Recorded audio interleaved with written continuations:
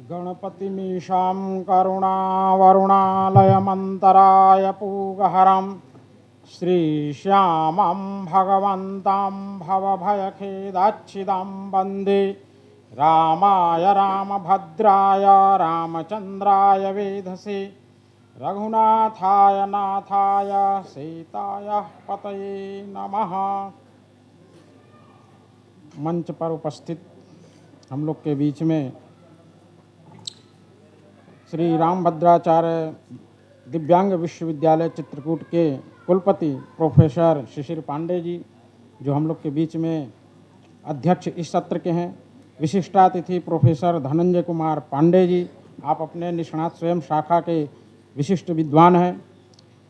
आचार्य doctor S Ramakrishna जी, श्रीधर भट्ट जी, मयंक प्रताप जी, श्रीश कुमार जी एवं इस सत्र के संयोजन करने वाले डॉक्टर संजय जी तथा प्रथम पंक्ति में विराजमान आधुनिक एवं संस्कृत और हम लोग के पारंपरिक परंपरा के विद्वान सभी अतिथिगण, जेएनयू से आए हुए प्रोफेसर राम सागर जी, हम लोग के बीच में अन्य भी विद्वान जेएनयू से आए हैं एवं इस समस्त पूरे भारत से विदेश से भी इस सभागार में उपस्थित हैं विद्वान। दरभंगा से आए हुए छपरा से अम्बरीश जी, निगम जी एवं अन्य अतिथिगण इस सभागार में उपस्थित सभी को मेरा प्रणाम।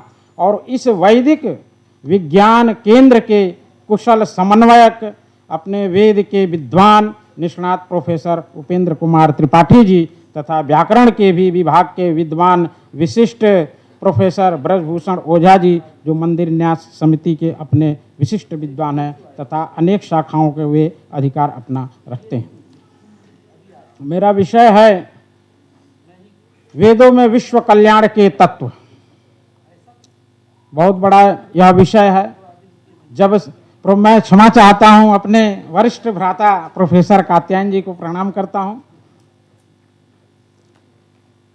विश्व कल्याण के तत्व, जब हम विश्व के कल्याण के तत्वों की बात करते हैं तो सर्वप्रथम हम सृष्टि के समय जब उस समय को जब देखते हैं, जैसा कि ऋग्वेद में वो सर्वप्रथम सृष्टि के कल्याण के तत्व हो, वह सृष्टि के उत्पत्ति से विज्ञान का तत्व हो, वह ऋषि सबसे पहले हमें पैल ऋषि का नाम याद आता है। तो उन्होंने हमारे ऊपर या विशिष्ट पूरे विश्व, पूरे त्रैलोक्य में सबसे बड़ा उन्होंने उपकार किया, जो वेदों को संकेत के रूप में हमें उपलब्ध अपने बीच में कराया। आज वो वेद के शब्द हैं जिनकी हम व्याख्या करके अनेक विशिष्ट विद्वाओं का ज्ञान उनसे हम प्राप्त कर लेते हैं, वे हमारे पैल ऋषि हैं। द्वितीय में जब हम जाते हैं तो हमें अन्य ऋषि वैशंपायन का नाम याद आता है, जो कि वे भी उस समय के या आजकल के हम लोग कहें तो वो प्राचीन ऋषि ही वे वैज्ञानिक थे, जिन्होंने हमें वेद की परंपरा को बताया। और वेदों के उपवेद जो आयुर्वेद हैं, उनसे हमें वहाँ समस्त आयुर्वेद का सुश्रुत से लेकर के काश्यप शिल्प शास्त्र तक का ज्ञान हमें प्राप्त हुआ उस ऋग्वेद से। यदि वे ऋग्वेद नहीं रहते तो आज हम उनकी चर्चा किमपि नहीं कर सकते थे। इसलिए हम भारत में मूल की आज तक रक्षा कर पाए हैं।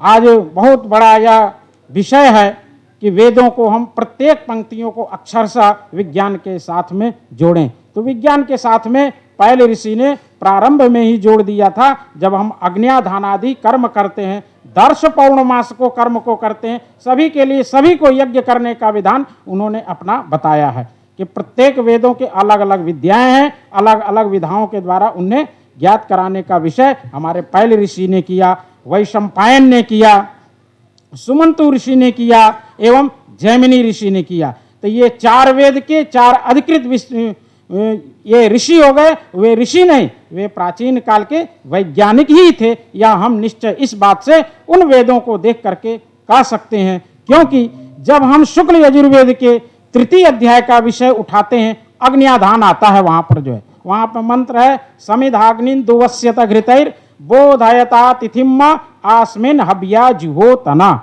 उस अग्नि का हम वहां पर आवाहन करते हैं। आवाहन के द्वारा समित अब वहां पर किस समिधा से आहुति दी जाए जिससे यह विज्ञान का स्वरूप दिया जा, या विज्ञान के विषय में लोग बता सकते हैं कि इस ईंधन से, इस पलाश से, इस समिधा के द्वारा यह उत्पत्ति हो रही है। तो ऐसे आज के समय में हमें मापन क्रिया के किसी तंत्र की आवश्यकता है। तो यह इन वेदों के द्वारा हमें कल्याण अपने ऊपर जो वेद के विषय उपस्थित मिलते हैं, इन सभी वेदों के बारे में, चारों वेदों में, उसके उपवेदों में एवं उसके उपांगों में ऐसी चर्चा की गई है। जब हम इस वेद को अन्य भी किन माध्यमों से जानना चाहते हैं तो मनुस्मृति के द्वारा। मनुस्मृति में कहा गया है सर्वज्ञानमयो हि सः। जब हमको किसी भी वेद की बातों की जानकारी नहीं हो पाती है तो हम अपने ब्राह्मण ग्रंथ का सहारा लेते हैं। क्यों कि ब्राह्मण, तैत्रीय ब्राह्मण में उस सृष्टि की प्रक्रिया बताई गई है कि सलिलम असृजत, वहाँ जल की परिकल्पना की गई कि समस्त जल है, जल के बाद में कोई पिंड है, वहाँ पर अनेक प्रकार की सृष्टि हो रही है।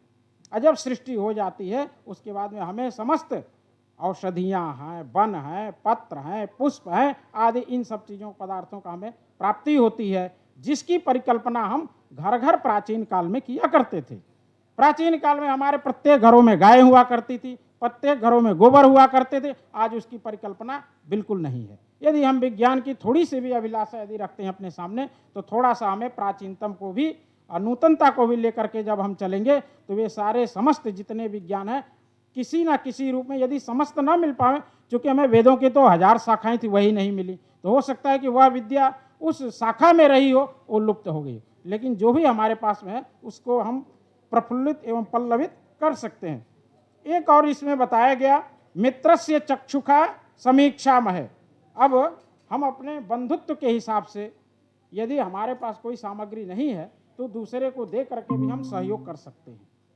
यदि किसी के पास कोई, किसी पर सुई है, किसी के पास धागा नहीं है, सेम वेद की प्रक्रिया आज की यही है। हम जानते तो हैं कि हमारे वेद की प्रक्रिया में ऐसी बातें बताई जा रही हैं, लेकिन इसके अन्य चीज़ों की सहयोग की हमें कहीं ना कहीं अन्य जो विषय की ज्ञाता हैं, जैसा कि यहाँ पे कल हम लोगों ने भी चर्चा किया, अन्य भी लोग उपस्थित हैं यहाँ पर जो बता सकते हैं कि ये नाइट्रोजन है कि हाइड्रोजन है कि क्या है ये। अभी आज शाम के सत्र में एक चर्चा हो रही थी, CUT की हो रही थी चर्चा, किसी ने कुछ CUT नाम लिया। अब हम लोग संस्कृत के वैदिक विद्वान हैं, अब CUT को उसको अपने यहाँ किस भाषा में खोजेंगे? हाइड्रोजन खोजेंगे तो भाई हाइड्रोजन क्या है? अब वो गैस है। यदि हमने पीपल की लकड़ी को जला दिया और जलाने के बाद उसमें कौन सी गैस निकली, अब इसकी हमें जानकारी होना चाहिए। एक सामान्यतया विज्ञान है। जिस प्रकार से हमें किसी अस्थमा बीमारी यदि हो जाती है तो हम उसका प्रयोग करते हैं कि पानी को गर्म कर लिए, उसको भाप में डालने के बाद में हमने उसको ढक दिया और ढक करके उसका हमने भाप लिया, सर्दी ठीक हो गया, जुकाम ठीक हो गया। तो ऐसा नहीं है। उन औषधियाँ जो गूलर है, पलाश है, उनके क्या विभिन्न रूप निकल रहे हैं, उसमें क्या लाभ है। तो इसको यदि हम लेंगे इस प्रकार के, तो हमारे यहाँ तो समस्त विज्ञान है ही है, अलग तो कुछ है ही नहीं। सब कुछ हमें कहीं ना कहीं वेदों से मिल रहा है। अग्निहोत्र हम करते थे पर प्राचीन समय में, अब अग्निहोत्र का विषय जो है अग्निर्ज्योतिर्ज्योतिरग्नि ही, प्रातः सायं दोपहर अग्निहोत्र करने की विधा थी। घर में प्राचीन के बाल्यावस्था में मैं भी हनुमान घाट में मैं अध्ययन किया हूँ और मेरा यह सौभाग्य है कि मैं भी इसी विश्वविद्यालय से पढ़ा है, मेरी PhD भी यहीं से है और आप लोगों के सामने इसी वेद विद्या के विषय में कुछ बोलने का अवसर मिल रहा है। तो अग्निहोत्र जो है वो प्रातःकाल हमारे यहाँ सभी बच्चे किया करते थे, आज वह अग्निहोत्र बंद है।